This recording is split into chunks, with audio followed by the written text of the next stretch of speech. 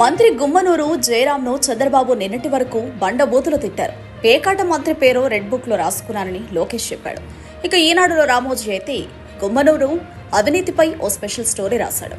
ఇంత చేసినా ఇప్పుడు తెలుగుదేశం పార్టీలోకి ఆయన్ని పసుపు కండువ కప్పి చేర్చేసుకున్నారు. మరి ఇప్పటి వరకు వారు దొంగ అన్న జయరాం ఇప్పుడు మంచివాడయ్యాడా? ఇవి అనంతపురం జిల్లా Guntakal YCP MLA Y Venkatarama Reddy చేసిన వ్యాఖ్యలు.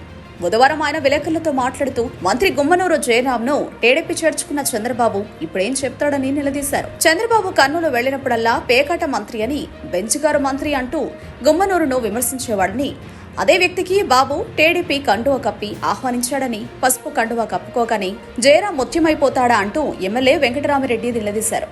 అప్పుడు ఆయన అవినీతి చేసి ఉంటే టీడీపీలోకి రాగానే ఆ పాపాలని ప్రక్షాళన అయినట్టుగా బాబు భావిస్తున్నారా అని నిలదీశారు. లోకేష్ యువకులం పాదయాత్రలో ఆలూరు వెళ్లినప్పుడు ఇక్కడి పేకాట మంత్రి పేరు రెడ్ బుక్ లో రాసుకున్నా అని ప్రకటించాడని ఎమ్మెల్యే చెప్పారు. జయరాం ఇప్పుడు టీడీపీలోకి చేరినందున ఆయన పేరు రెడ్ బుక్ నుంచి తీసేస్తారా అని ఈ సందర్భంగా ఆయన ప్రశ్నించారు. ఇక గుమ్మనూరు జయరాం గురించి రామోజీ తన పత్రిక ఈనాడులో కథనం రాశారని, ఇప్పుడు బెంజకారులో గుమ్మంలోకి అవినీతిని తెచ్చుకున్నామని రాయగలడా అంటూ ఆయన నిలదీశారు. మరోపక్క గుమ్మనూరు జయరాంకు వ్యతిరేకంగా తెలుగు యువత టీఎన్ఎస్ఎఫ్ ఆధ్వర్యంలో నిరసన కార్యక్రమాలు చేపడుతున్నారు. గుమ్మనూరుకు గుంతకల్లులో సీటిస్తే ఓడించి తీరుతామని హెచ్చరిస్తున్నారు.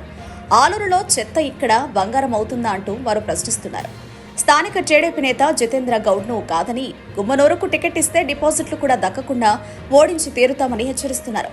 ఈ నేపథ్యంలో ఈ పరిణామాలు ఒక పక్క గుమ్మనూరు జయరాం, మరోపక్క టీడీపీ అధినేత చంద్రబాబుకు తలనొప్పిగా పరిణమించాయి.